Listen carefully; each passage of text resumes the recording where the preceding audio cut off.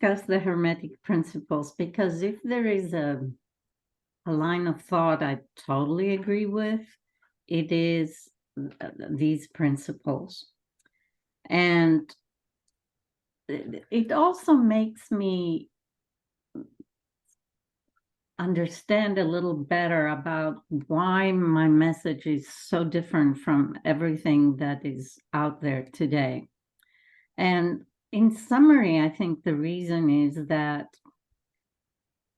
before the time of Logos, all of humanity had an atavistic clairvoyance. People were able to see the gnomes and the sylphides and the nymphs and the mermaids and all of these things that are in fairy tales. And now we wonder, how did they imagine all that stuff? And that clairvoyance comes from the astral.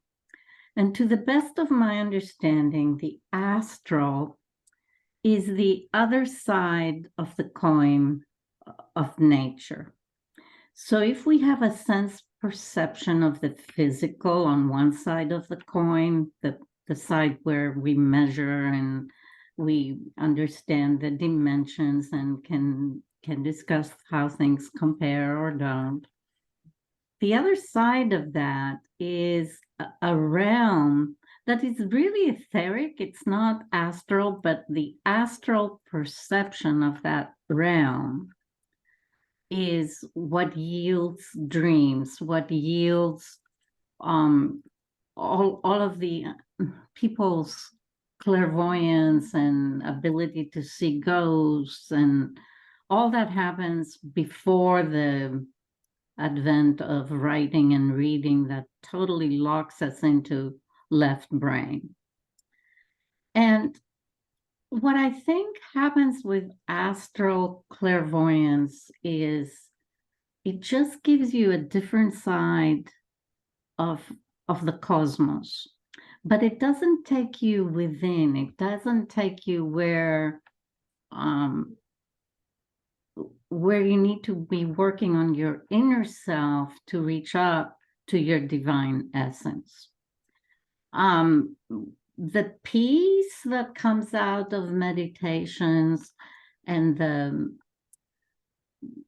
the joy that is taught in all of these teachings get you to the point from where you can transfer within, but they're just ways of taming you and calming you down. I think what needs to really happen, though, is the reins of that taming need to be picked up by the human being themselves. And the human being works on the inner self. So where that was happening very loudly was in ancient and Egyptian initiation.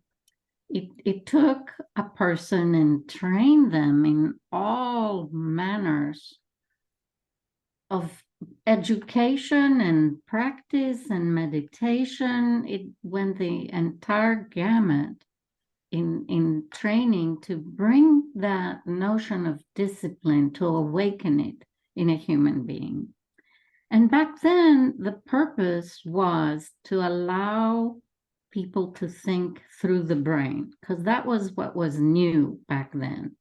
So that you needed to be pulled out of the cosmic mind into what we call today left brain analytical detailed thinking. Today, when we say I want to be awakened, and if we were to do some kind of discipline of initiation, of course, we would be teaching the opposite, right? We would be teaching how to get out of your left brain and back into your cosmic mind. And that's as far as awareness and perception goes. But there is a lot more that needs to be transmuted in our being so we can totally move out of our animal instinct nature into our human nature. So because ancient initiation, to me, the best known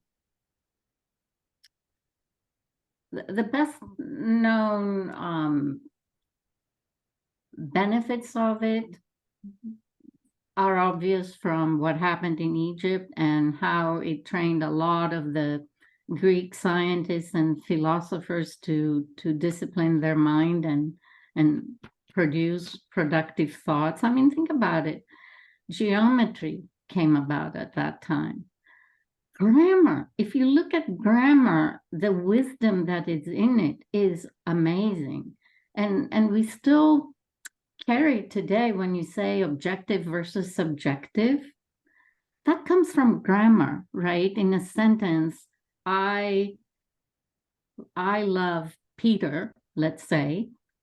I is the subject, Peter is the object of that love.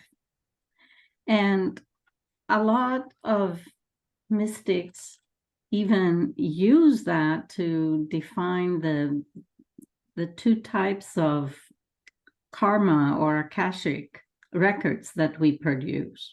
There is subjective records and there is objective records. And the subjective records are out of our own perception of our deeds and from the subject's perception of what did I do in life. And the objective records are out of the recipient of the deed. What happened to me in life?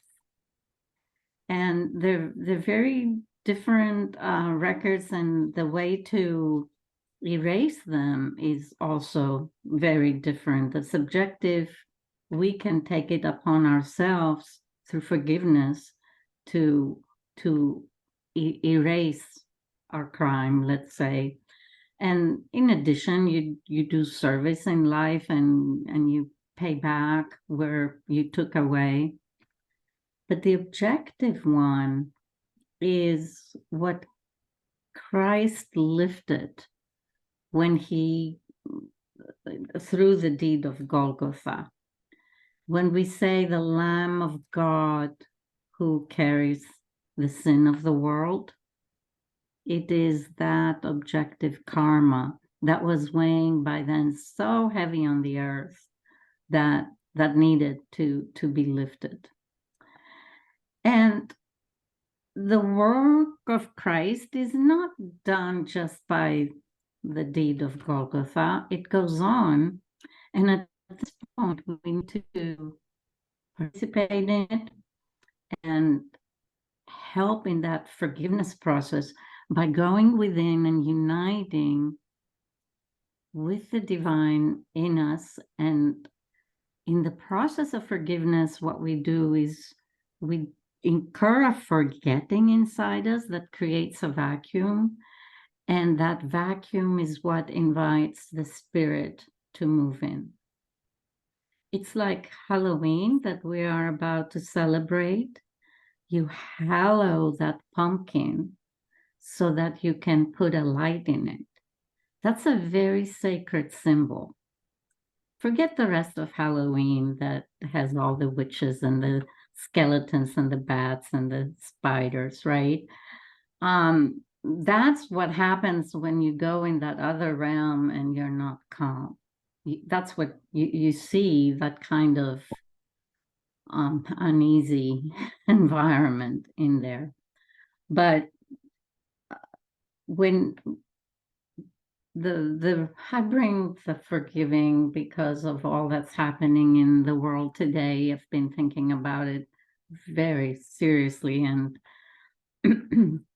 anyways, so the Hermetic Principles help us do this journey within.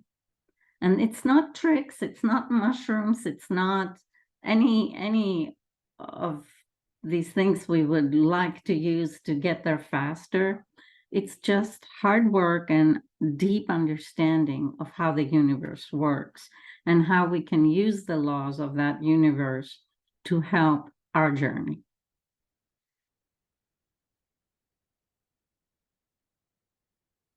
So when I look at the staff of Hermes, because that's probably what resembles the most what I saw when I moved within. Because I literally saw 3 snakes in the process. One was upright like the cobra is, and that represents our kundalini. And the other 2 coil around. And what they coil around is these light spheres that I saw. And sometimes they go around a sphere, and sometimes they go through a sphere.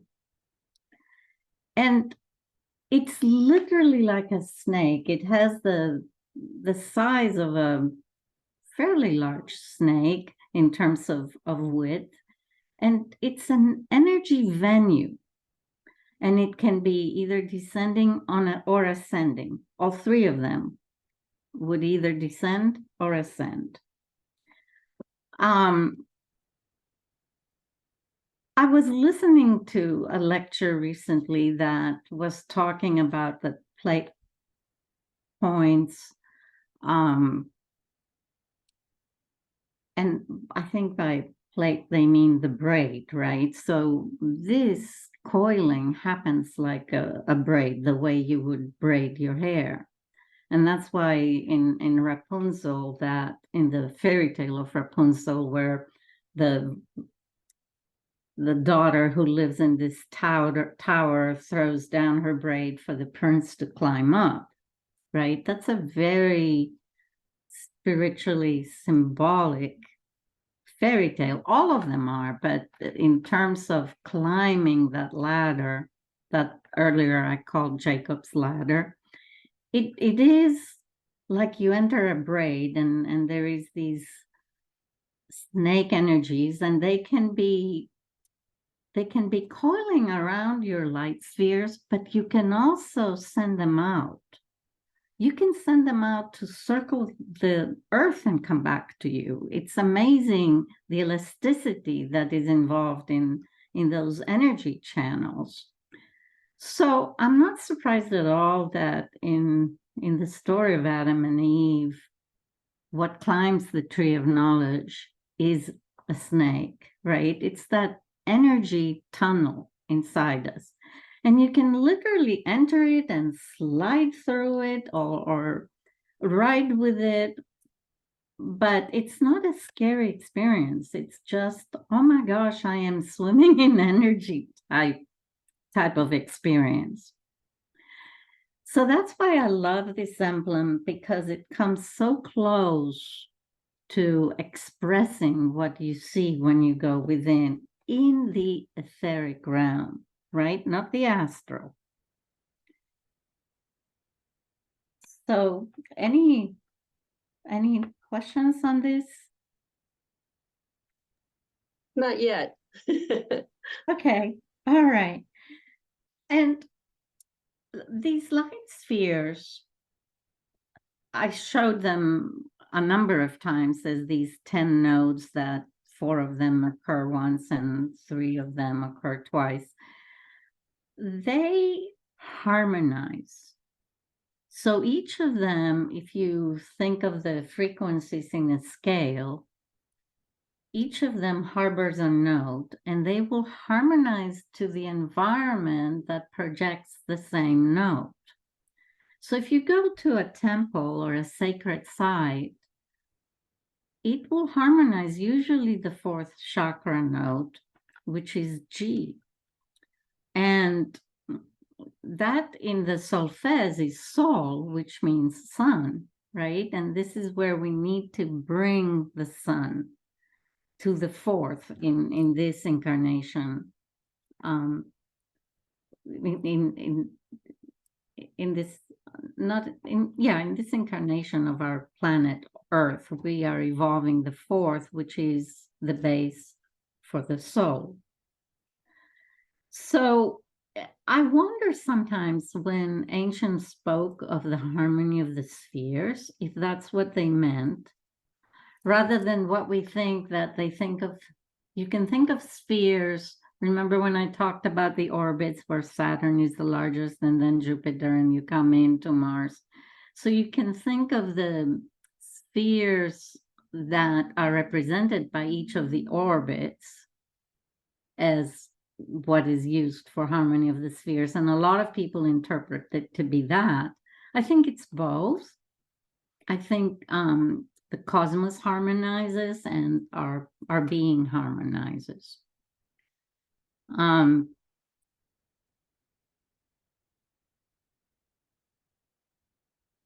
So Hermes is a Greek god, and that's where I don't know, probably no, the staff of Hermes, I'm sure, is an Egyptian is an Egyptian concept, not a Greek. The Greeks just inherited. So in terms of historically, was Hermes alive at any point in time? The belief is that he was alive at the same time as Osiris and Isis, and he was their chief administrator or high priest. Some people place that to be contemporary to Abraham around 3500 BC. They claimed he lived for 300 years because Trismeghistos is at the master level, and a master can choose how long they live. They're not subject to the same cycle of birth, growth, decline, and death. Most of us are. His teachings were recorded in the Hermetica, but he established the custom of initiating the pharaohs and the high priests so that they operate through a higher dynamic in terms of morale and understanding how to lead the people. The fragments of the Hermetica remain, and if you look at them, you say, oh my goodness, you hear that in the Christian religion, you hear that. It's like, whatever Hermetica principles are, they are true across philosophy, across science, across religion. They are observed later on in the royal art of alchemy. And the teachings, though, did not survive in writing in their entirety. They survive through oral tradition, and I believe there's a very strict tradition in passing down the teaching orally from one initiate to the next. And 3 of those initiates have put together the full form of the Hermetica as they believe it was, and an explanation of all the laws, the Hermetic laws, in the Kybalion. And both of these you can find as audiobooks in YouTube. And I really recommend listening to them. If nothing else, it makes you think a lot and think exactly at the level of thought that is necessary for one to be able to enter within. The Kybalion was first published in 1908, and the 2021 version of it explains it a lot better. I had read it back in the 60s or 70s, and I thought it was a, interesting but very dry book. The way they put it together in the audio is it just brings it to life in a different way. I don't know if I have anything else to say on this, other than to explain Trismeghistos and what the name means. It means 3 times great. Megistos in Greek today would mean the greatest, but it's really comprised of 2 words, mega, which is great, and Histos that we talked about is the mast. So this is the 3 times great mast of a master, right? And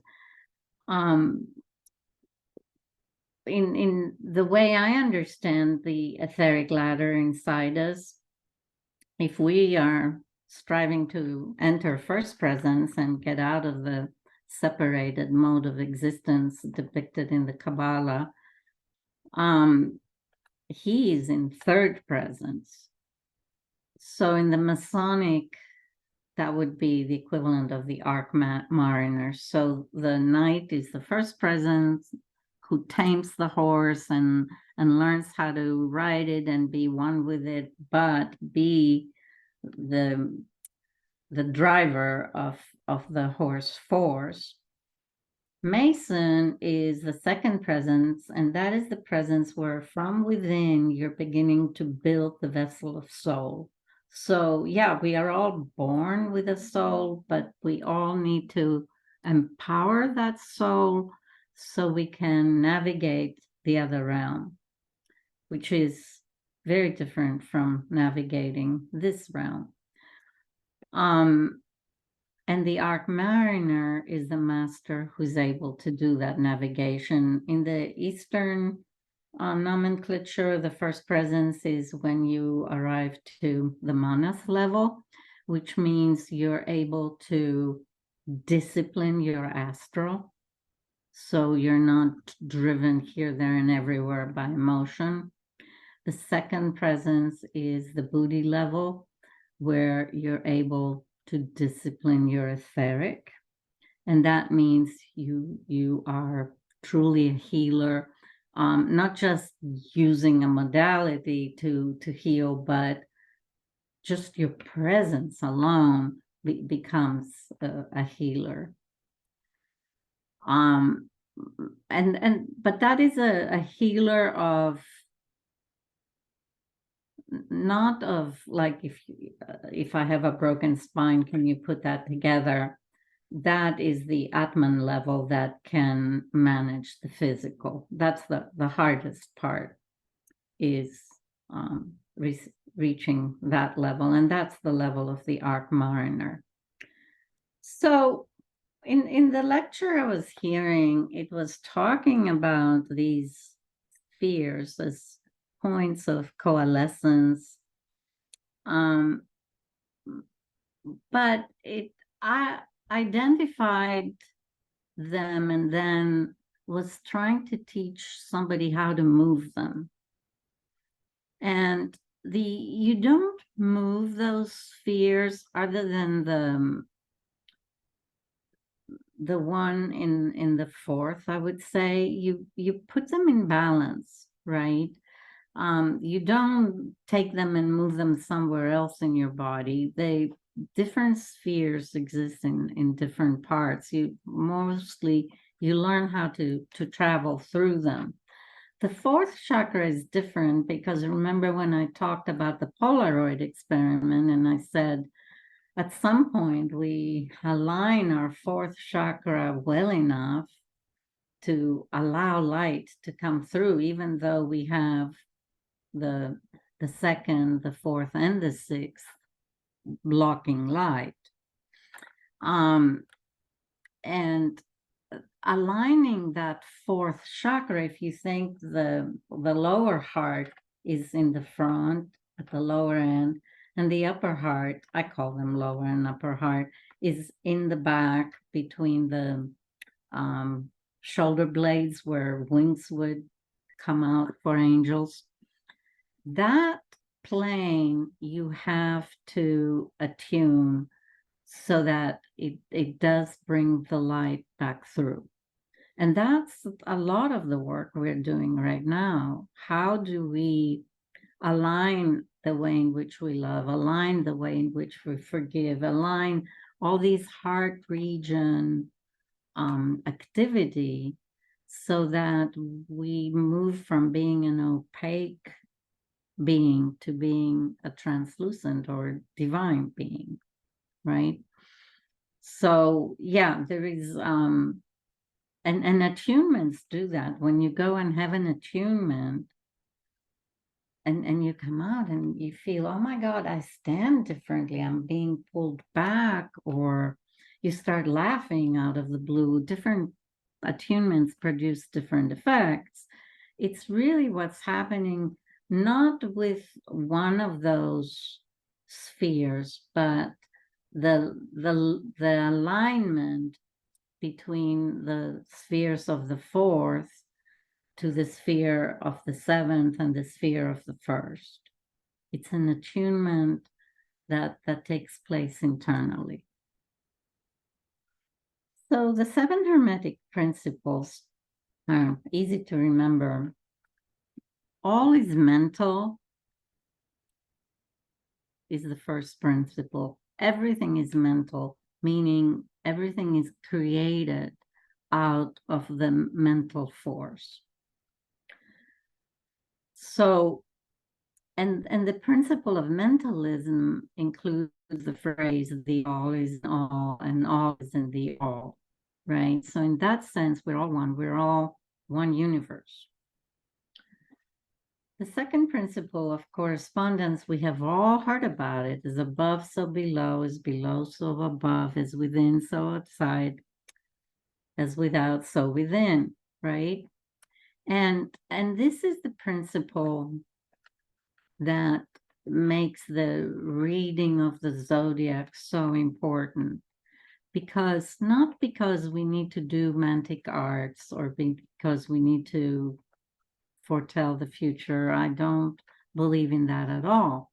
But the symbolism that has been inscribed in the zodiac by the ancients is mind-opening if you want to understand something from all perspectives. You need to go round and round and round and round that symbolic circle to see things from your perspective, from your belongings perspective, from your brothers and sisters perspective, from your parents' perspective, from your children's perspective, from your workmates' perspective, from your spouse perspective or partners, and on around the wheel, right? That's just one way of doing it. There could be a ton of different ways. I mean, you can be symbolic and talk about the elements of water, air, and sun, and fire, and earth, and then you can talk about the fixed, mutable, and cardinal powers in the zodiac. You can do it at all different levels, but reading it up there is a lot easier than reading it down here, right? It's just a mapping. And because astrology is not only spatial, it's also time reflective, it's just a very unique system, and but it takes a very long time to learn it. And as long as you do it as a metaphor and not as a prognostication, this is great.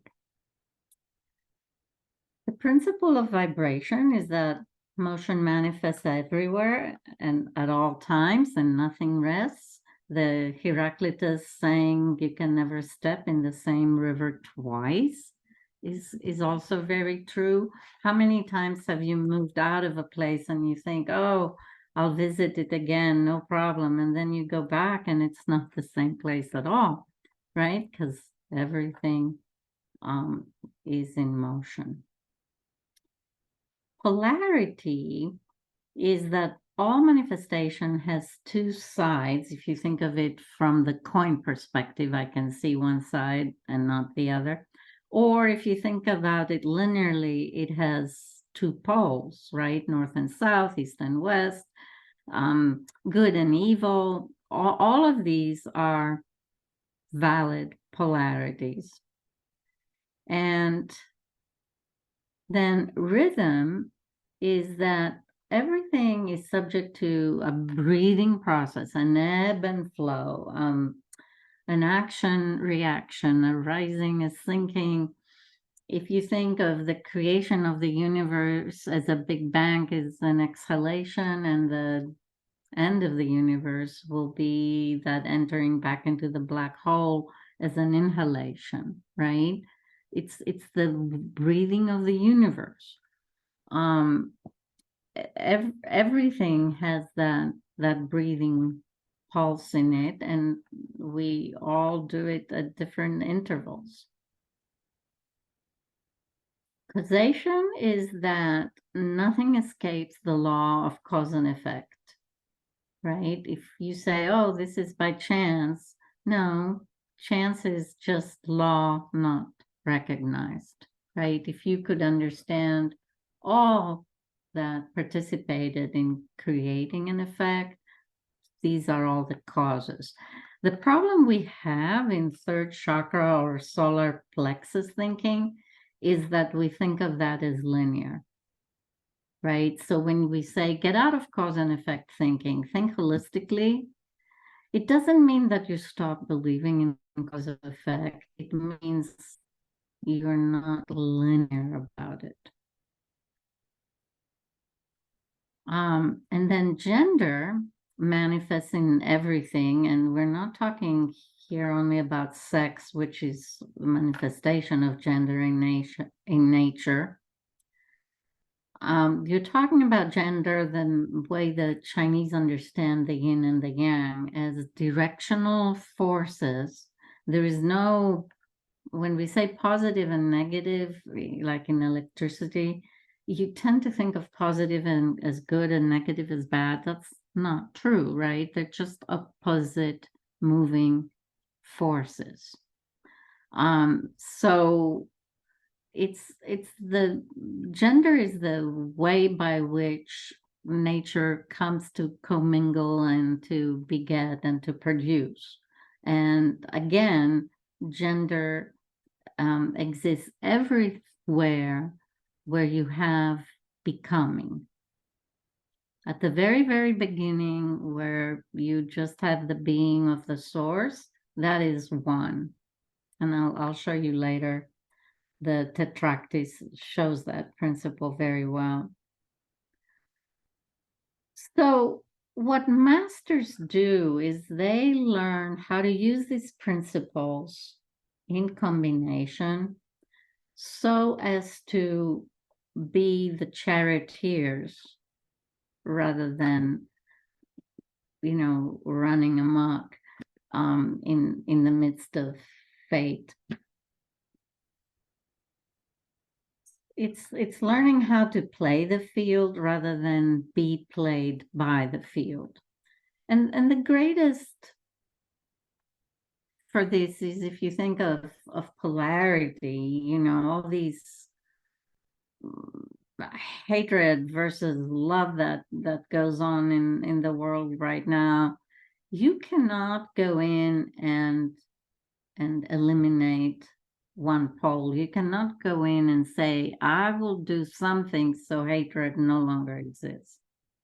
You cannot. All you can do is transmute hatred to move closer to love. And you do that through education, or it's a very long process.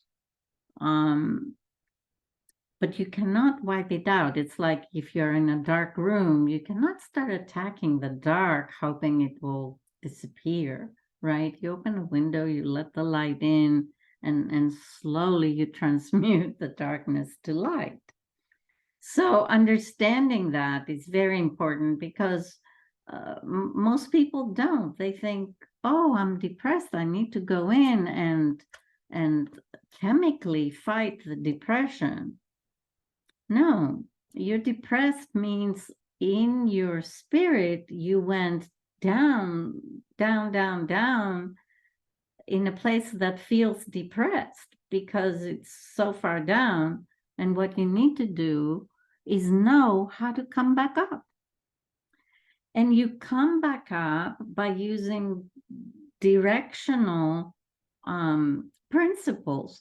So if you think everything has a kind of a buoyancy about it, and there is principles that make you rise in that buoyancy and principles that make you go down. I shouldn't say principles, I should say thoughts and feelings and attitude and ethos. So if you're thankful, you come up.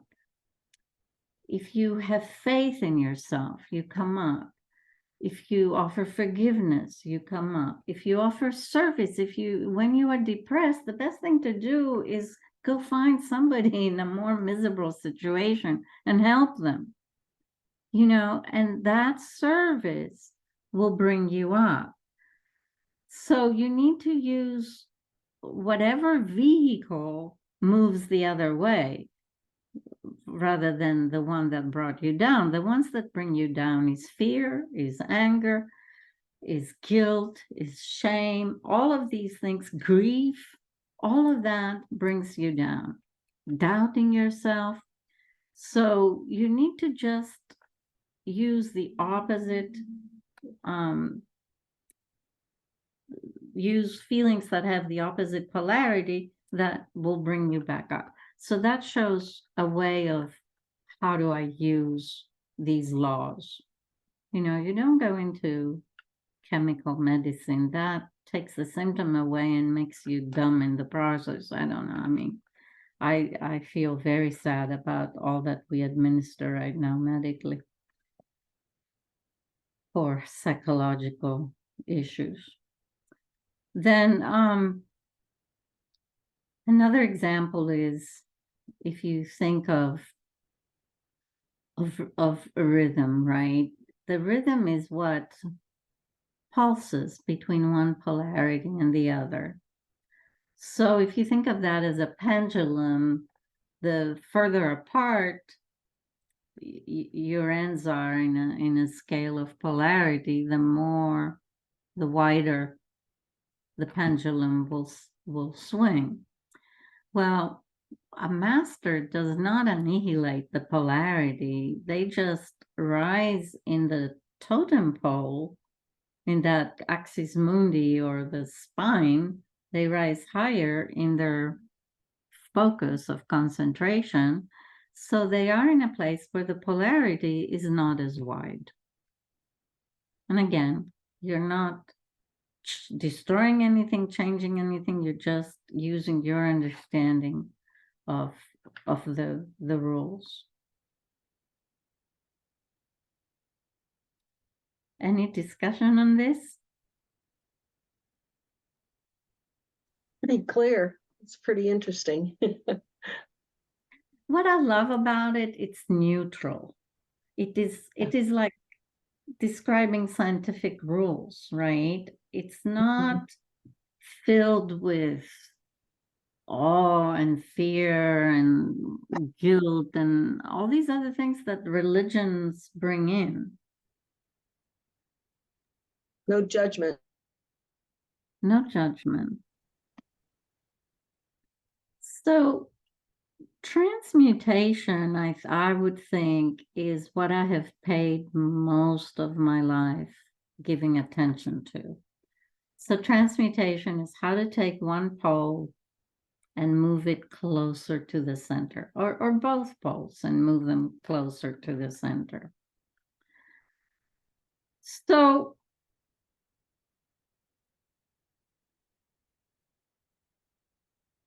just sorry, it just talks about how you use each law to improve your situation, right? So we talk about the law of rhythm already. The law of cause and effect says if you want to be part of the cause, you have to will yourself to will. You'll never become part of the cause if you sit around and whine and you act like a victim. Willing yourself to will is how you move out of effect to become the cause of your life. So, and the law of gender I mean, one of the things it teaches is that nothing is born of nothing. We all are born because of a father and a mother. There is no way around that. Maybe we don't know our parents, but we are all subject to that. And this goes back to Christianity that has tried to talk about the Immaculate Conception, and that's breaking this law. There is Joseph is the father of Jesus, and both the Gospel of Luke and the Gospel of Matthew spend a whole section in talking about all the generations that unite Joseph to David. And in the case of Luke, he goes on and talks about how David unites to Adam. So why would they do all of that if there was no Joseph involved in parenting Jesus? The Immaculate Conception, the birth, the mother holding, the virgin holding the child is really what a process we do within when we awaken our fifth chakra, that Adam's apple that we swallowed. We bring it back to will, right? And we awaken the divine within, which is virgin. It has not gone about, committing crimes or cheating or doing any of these things. That was the lower self, right? The upper self is united to the divine. It's our link back to that divine. Some traditions call it our guardian angel. It's really your upper being that is divine, but it's not, it doesn't come to life until you birth it. And that is the Immaculate Conception. It's a process of initiation, of awakening that child within that is divine. And it's a pity that, as time goes on, man tries to, I don't know, add on to religion things that don't stand up scientifically, don't stand up based on the Hermetic laws, and eventually get the church in trouble because people say, do I believe this really? But it's a symbolic thing. It happened with every Greek hero who moved out of being victim and into being a hero. They were all said to be sons of Jupiter or some other god. Why? Because in going into that seer center, they encounter that divinity there as a seer within themselves. Okay, the law of polarity. Yeah, remembering that the opposites belong to the same mental class. Hate and love belong to the same mental class. And they can only be reconciled through transmutation, which means learn how to slide them on that mental class. Think of it. I mean, we had slide rules when we were growing up. Nobody does today. But it was a rule, and you had a slider, and you can do all the logarithmic equations by sliding that slider across. Well, that's what that feels like, to transmute by sliding along the same mental class. So you use transmutation to produce heat out of cold, wisdom out of ignorance. I even go as far to say love out of hate, freedom out of bondage. Nothing comes out of nothing, right? It's a transmutation from something else. And transmutation is the best way I have to explaining what a baptism is. When you sit in a river that runs north to south, if you are on the West Bank, you're looking east. If you're on the East Bank, you're looking west. Very opposed worldviews there. Well, what is the baptism? You move in the center, which is in the water, and that's the fourth chakra area. When I talked about everything in nature has a rhythm, when you cross a river, what vibrates is the fourth chakra, always. And then one bank is the third, the other bank is the fifth. Well, think how different the third and the fifth are, right? And that entering there in the water, you're in the middle of the two banks. You are in a water element, which is the medium that solves things. That's why solutions mean also something diluted in water, right? Water helps you come to a resolution. And the baptism, the best way to translate, what does that word mean? It means to transmute. But you do that transmutation within yourself. You don't go out controlling the outside environment. You control who you are within. So I think we are learning a big lesson out there on the East right now. I don't know. It will go through a lot before we come to a resolution, but it almost feels like